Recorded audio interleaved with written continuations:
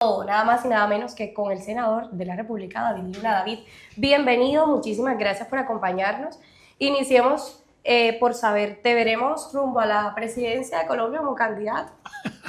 Hola Gaby, muchas gracias por esta invitación, muy feliz de estar en el Bolivarense, en Cartagena. Y sí, por supuesto que sí, yo tengo 49 años y llevo 27 años haciendo política. Comencé en el escalón más bajito, como miembro de la Junta de Acción Comunal del barrio donde nací. Y poquito a poquito he ido creciendo, edil, concejal, ministro. Me he preparado mucho para esto, conozco bastante bien el país y me gustaría poner el nombre a consideración. Bueno, ya tienen ahí esa primicia bolivarenses. Rompiste el hielo de entrada. De entrada, y ahora lo vamos a romper más porque tengo unas preguntas rápidas preparadas para ti.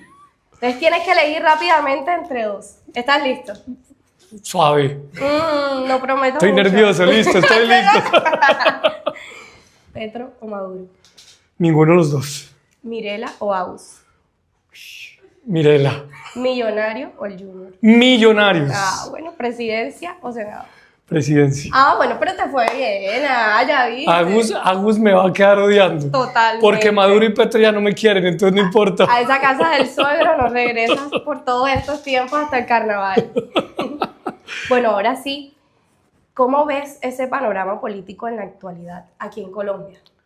Mira, yo creo que todos los colombianos deben entender que la política no hay que dejársela solo a los políticos. Hay que hacer política, hay que arremangarse, hay que ponerse las botas, hay que proteger lo que hemos construido durante tanto tiempo. Y la gente está golpeada, no está alcanzando la plata para llenar la nevera, los impuestos se los están robando, la inseguridad está en su peor momento. Entonces, yo creo que el panorama político nacional, pues tiene grandes complicaciones y hay que buscar personas, ojalá, de una nueva generación, transparentes, con experiencia, y yo creo que sobre todo que entiendan algo, hay que desbogotanizar Colombia. Colombia es un país de regiones maravilloso y necesita que cada región tenga su autonomía, su independencia y buenos gobernantes.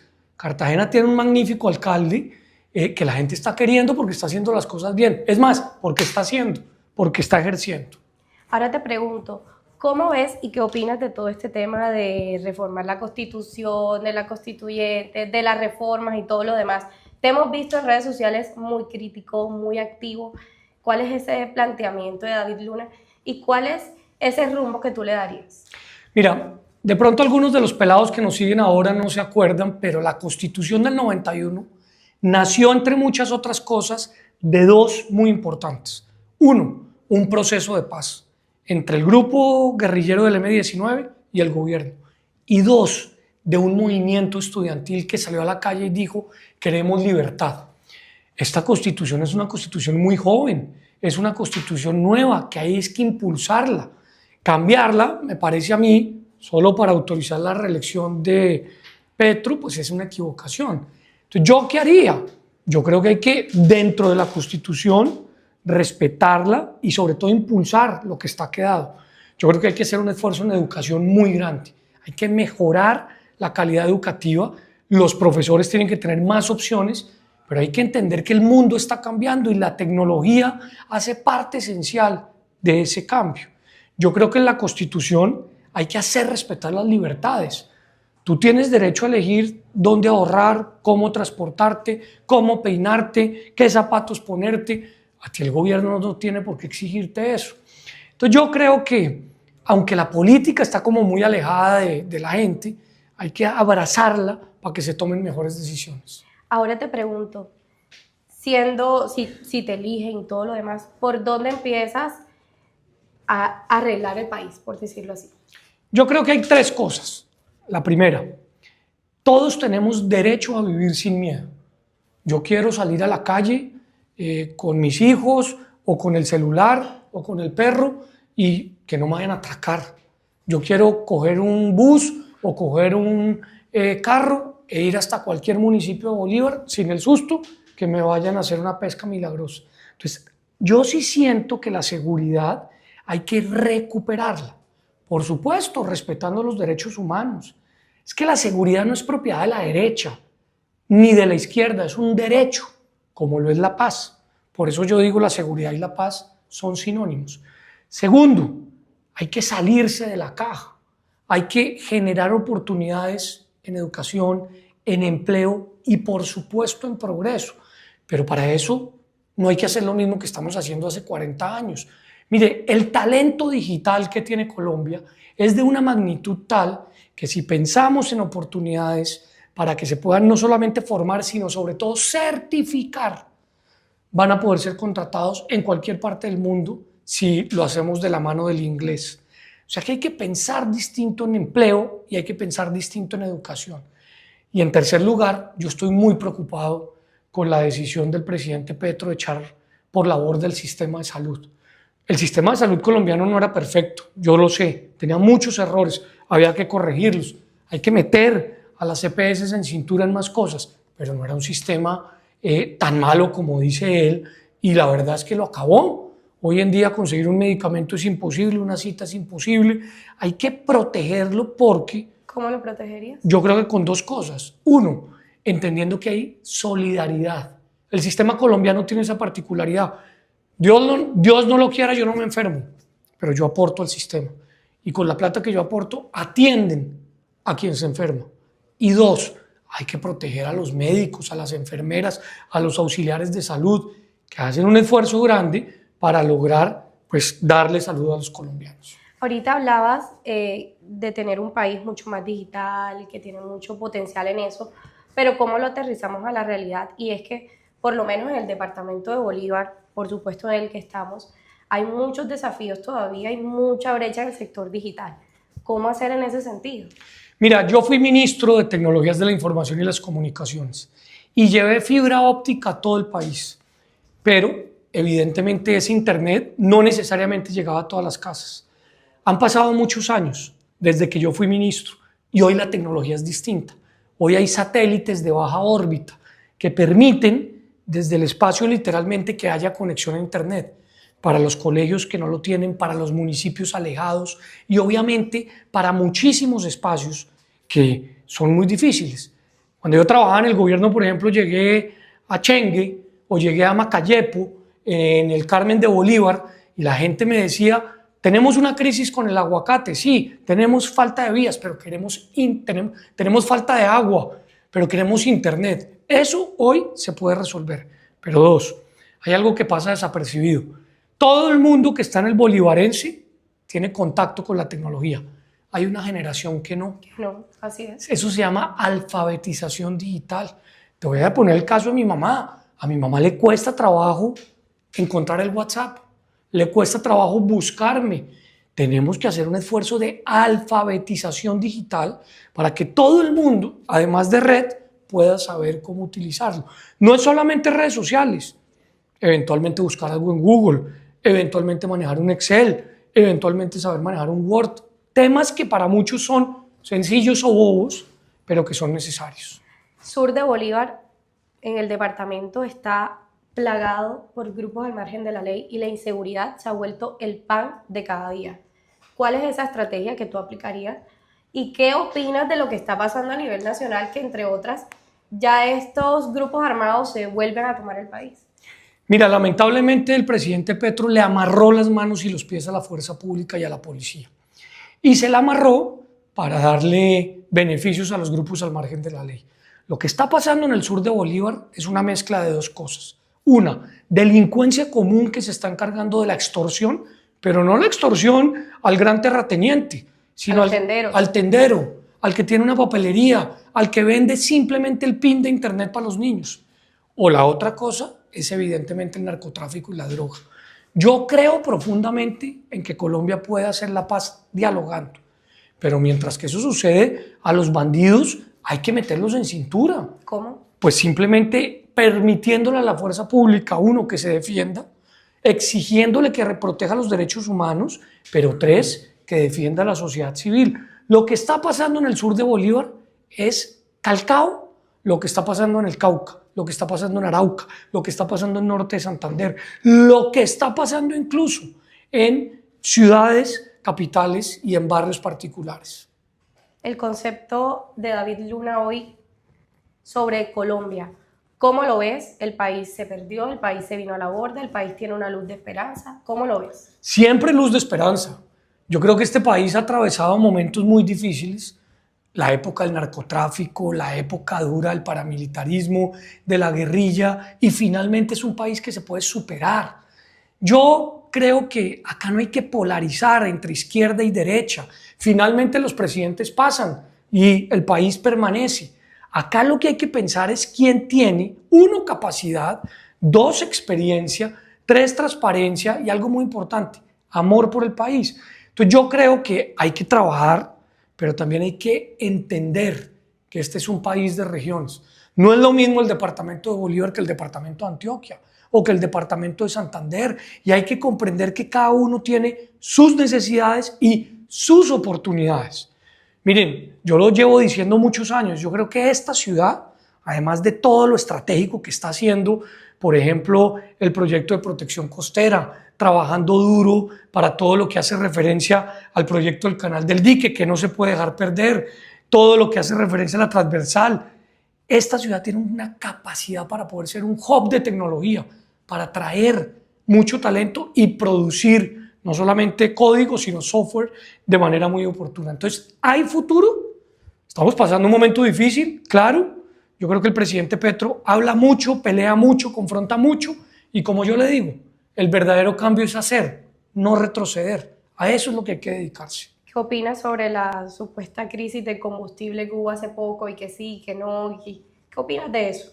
Pues que hubo crisis porque se cancelaron aviones, la gente quedó vaciada en los aeropuertos, y lo más preocupante es que ayer los comercializadores dijeron que tienen combustible solo hasta el final del mes. Yo lo que quiero saber es qué está pasando con Ecopetrol.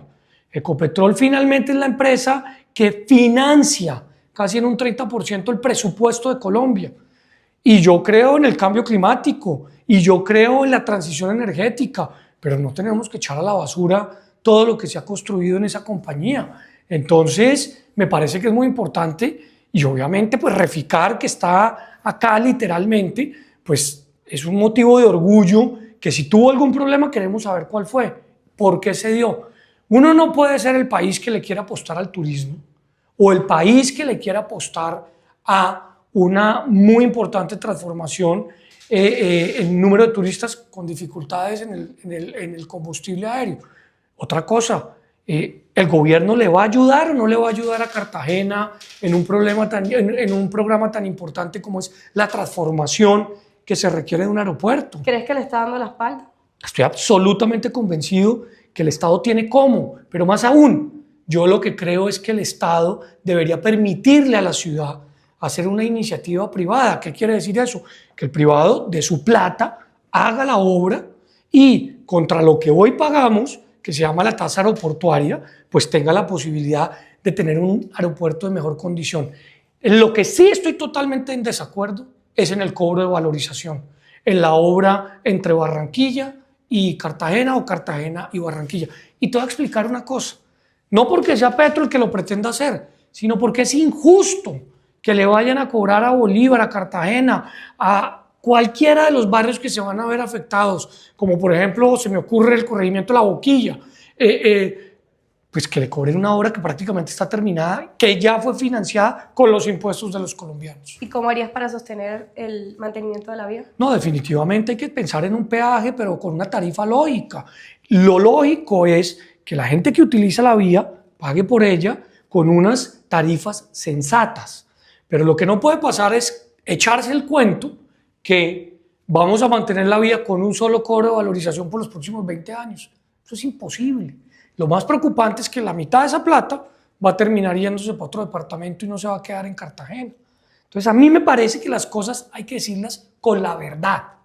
Así le cuesten a uno, pero hay que decir la verdad. La valorización no fue hecha ni creada para terminar obras, fue hecha para construir nuevas obras. ¿Por qué crees que el presidente lo está proponiendo? Pues no sé, pero pareciera que el presidente tiene una gran prepotencia en contra del Caribe colombiano. Muy, muy prepotente. El presidente sabe perfectamente que tiene en sus manos la posibilidad de bajar las tarifas. Mientras que tú pagas en tu casa 200 pesos por kilovatio representado de opción tarifaria, en mi casa en Bogotá, yo pago entre 23 y 35 pesos. O sea, todo se lo están cargando al Caribe colombiano. Ahí hay un despropósito grande. Entonces, la tarifa de energía que podría resolverla entregando y pagando la opción tarifaria. 2, el tema de la valorización. 3, no han soltado la licencia ambiental para el tema del canal del dique.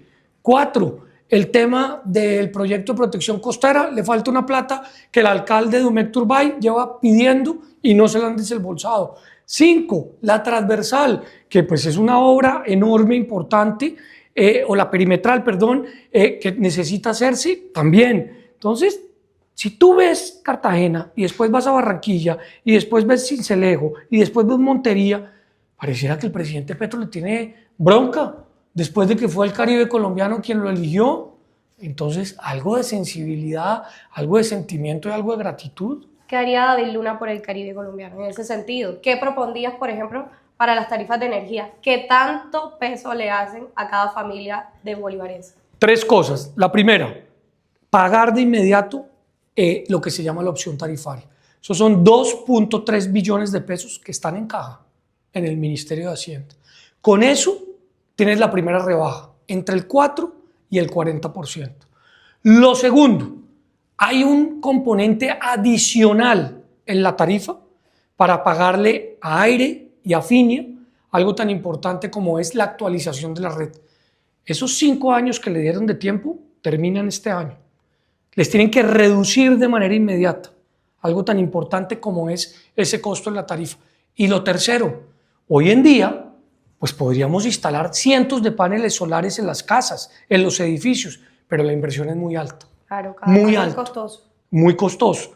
Ahí hay 2 cosas que hacer. La primera, hay que generar la posibilidad de que quien invierta en un panel solar pueda deducirlo o del impuesto de renta o del impuesto predial. Del impuesto predial. Y lo segundo, Que obtenga un beneficio. claro, que si tú pagas hoy X plata por el impuesto predial al año, pues pagues la mitad si instalaste un panel solar, porque eso te va a ayudar a disminuir la tarifa. Y lo segundo, evidentemente, es que el Estado ayude en ese proceso. Mira, lo que está pasando con las tarifas en el Caribe no tiene perdón de Dios. De verdad, es una cosa nunca antes vista en ninguna parte en el mundo. Y estamos cruzados de brazos. Estamos cruzados de brazos los colombianos. ¿Y cuál es ese planteamiento que tú dices, una opción a la presidencia puedo ser yo? ¿Por qué dices que tú puedes llegar a la presidencia para poner la casa en orden? Yo tengo 49 años y llevo 27 en la política. Yo comencé como miembro de la Junta de Acción Comunal de mi barrio. Fui edil, concejal, representante de la Cámara, perdí la alcaldía, fui viceministro, fui consejero, fui ministro, soy senador. Yo tengo la experiencia y el conocimiento de este país y yo creo que uno necesita, 1, experiencia y conocimiento. 2, yo creo que se viene una renovación generacional. 3, yo me siento orgulloso de ser un político profesional. Yo no tengo por qué negarlo. Y además quiero decirles, si se me rompe mañana la rodilla, Dios no lo quiera, yo voy a donde un odontólogo o voy a donde un ortopedista. Voy a donde un ortopedista, ¿cierto? Para que me la digamos, corrija. Entonces, acá lo que necesitamos es experiencia en ese sentido. Pero 2, mira tú, yo creo que tenemos 3 muy importantes temas que poner en práctica. 1, hay que desbogotanizar Colombia. 2, hay que entender que la seguridad no es una posibilidad, sino un derecho al que tenemos literalmente derecho. Y 3, es fundamental ver de qué manera logramos construir una sociedad. Por eso yo estoy convencido que tengo hoy la capacidad para poderlo hacer y en eso estamos trabajando, como lo está haciendo, por ejemplo, la bancada Caribe del Congreso para proteger al Caribe, que le está pidiendo al presidente Petro acción, respuestas. David, hay algo muy importante y es que un presidente no solamente mira para su país y busca alternativas, por supuesto, para mejorar y trabajar por su país, sino internacionalmente. En ese sentido, ¿qué opinas de lo que está pasando en Venezuela? Y ese silencio por el que estuvo algunos momentos Gustavo Petro cuando el CNE en Venezuela dijo que efectivamente ganó Maduro. ¿Qué opinas de esa situación? Pues mira, yo creo que Maduro, uno, es un dictador, dos, se robó las elecciones y tres, está violando los derechos humanos en Venezuela en estos momentos, secuestrando y asesinando. Y creo que ningún gobernante en el mundo, así sea de izquierda o de derecha o de donde sea, tiene la posibilidad o debe tener siquiera la alternativa de respaldarlo. Yo creo que las elecciones las ganó legítimamente la oposición en Venezuela y Maduro debería dar un paso al costado. No lo va a hacer, porque es todo lo que se han robado, porque es todo lo que controlan, que saben perfectamente que si lo sueltan los pueden meter a la cárcel. Pues le pido a la Corte Penal Internacional que actúe, no solamente pidiendo una investigación en contra de Maduro, sino a la ONU exigiendo la protección de los derechos humanos. Ningún conflicto es bueno en Colombia y ningún conflicto es bueno en el exterior y por eso nosotros tenemos que ayudar. A mí me parece, como decimos algunos, muy flojo o muy ladino el presidente Petro al callar. Eso no es simplemente decir que publique las actas, diga de frente qué hubiera pasado en Colombia si a Petro le hubieran robado las elecciones de esa manera. Tendrá incendiado el país. Hombre, defienda la democracia, él dice ser un demócrata y tiene que defender a los venezolanos que en estos momentos están sufriendo lo que están sufriendo. Ahora, dicho eso, en Colombia los vamos a seguir acogiendo porque son hermanos, pero no puede estar pasando lo que sigue pasando en Venezuela. Ahora le pregunto, ¿cuál es su percepción ante el mandato de Bukele? Bukele es un presidente que se ha vuelto mediático, creo yo que ha tomado la bandera de la seguridad y sobre todo de la lucha contra la impunidad y se volvió famoso por una cosa, porque a los delincuentes los metió a la cárcel a pagar sus condenas y a cumplir labores sociales. Lo que pasa en Colombia, que es muy lamentable, es que un delincuente te roba el celular, lo capturan y a los pocos días lo ponen en libertad. Y ese mismo delincuente vuelve y te roba el celular una, dos, tres veces. Lo que los colombianos y en general lo que el mundo quiere es justicia. Si a ti te roban el celular y al delincuente lo capturan, pues que pague la pena que corresponda, pero que la pague con, claro, algo muy importante, que es resocialización. Yo creo que Bukele por eso se volvió un tipo llamativo. Yo siempre he actuado dentro del respeto profundo por los derechos humanos. Y no conozco el caso en particular. Si lo respetan, seguramente están haciendo las cosas bien. Si están abusando, pues tienen que ser criticados. ¿Bukele o Milei? Ninguno de los dos. Ninguno de los dos. Yo creo que ambos son buenos políticos, pero esto no se trata de imitar. Acá lo que hay que tratar de hacer es personas, y en ese caso, por eso yo pongo en consideración mi nombre, que tengan experiencia, vuelvo y repito, y capacidad. Uno, para reducir la carga tributaria, o sea, para reducir los impuestos. Pero ¿cómo reduces tú los impuestos? Sobre todo reduciendo la burocracia, la contratitis, que es lo que tanto daño le hace al país. Dos, es muy importante pensar en cómo fortalecer el agro en Colombia, que tiene una gran capacidad de crecimiento por el número de tierra disponible que hay. Colombia sí puede ser la competencia de Brasil en algo tan importante como es la despensa alimentaria. Y tres, que lo uno y lo otro lo dicen, es recuperemos la tranquilidad, tenemos derecho a vivir sin miedo. Esta no sé cómo te la vas a tomar, ¿Santos o Uribe? No, yo trabajé con el presidente Santos y creo que es un gran jefe. Además, me enseñó mucho, permite no solamente opinar distinto, sino adicionalmente ejecutar, crecer. Al presidente Uribe lo conocí cuando yo era congresista. Cuando era representante de la Cámara, una persona muy respetuosa, nunca tuvimos, digamos, una confrontación. Yo voté en contra de la reelección del presidente Uribe. El presidente Uribe, con todo y eso, siempre mantuvo un diálogo conmigo. ¿Por qué te contesto de esa manera? Porque yo creo que el país tiene que pasar la página de Santos Uribe o Petro y Uribe. Hombre, pensemos en una nueva generación. Pensemos en unas personas que no estén concentradas en el pasado. Yo no le tengo sino gratitud a los presidentes colombianos, pero ya llegó la hora de que ellos den un paso al costado y permitan que una nueva generación participe. ¿Cuál es esa invitación para todas las personas que nos están viendo en este momento? Bueno, pues primero, lo dije, lo quiero repetir, hay que ponerse las botas, hay que remangarse la camisa, hay que hacer política de la buena. Hacer política es levantar la mano cuando en el barrio le estén haciendo una obra para mejorar el parque y no se haya entregado. O es hacer un llamado de atención cuando haya inseguridad y no esté llegando la policía a tiempo. Eso creo yo que es fundamental. Pero lo segundo, que tiene mucho que ver con lo que haces tú, un respeto profundo por la libertad de prensa. Qué maravilla que la gente pueda informarse hoy a través de las redes sociales, pero gracias a ustedes que pueden decir lo que quieren. Limitar la prensa es el peor error. Así lo está haciendo Ortega en Nicaragua, Maduro en Venezuela y recientemente Petro en Colombia. Y lo tercero, creo yo que es muy importante, te lo dice un cachaco, hay que desbogotanizar Colombia. Una ciudad como Cartagena, un departamento como Bolívar, tiene toda la potencialidad para tomar sus propias decisiones.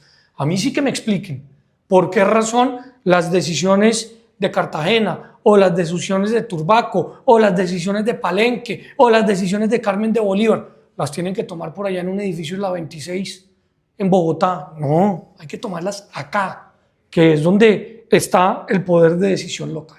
¿Cómo te ves el país en unos años si eres electo como presidente? ¿Cómo te lo visionas? Pues esperaría que mucho mejor que lo que estamos viviendo hoy, pero más que eso, yo creo que hay 3 pendientes muy importantes. 1, el tema de poder vivir en paz. Y para vivir en paz hay que entender que tenemos un conflicto armado, producto de muchas cosas, entre esas el narcotráfico. ¿Cómo resolverlo? Creo que con una premisa, hay que dialogar, sí, pero nada está acordado hasta que todo esté acordado. Perdón, ¿eso qué significa? Eso significa que la fuerza pública tiene que defender a la población civil siempre. En segundo lugar, yo sí prefiero que los impuestos de los colombianos vayan para tratar de darle una beca a un pelado que quiera ir a la universidad, que para que vayan a donde uno que dice que va a dejar de delinquir.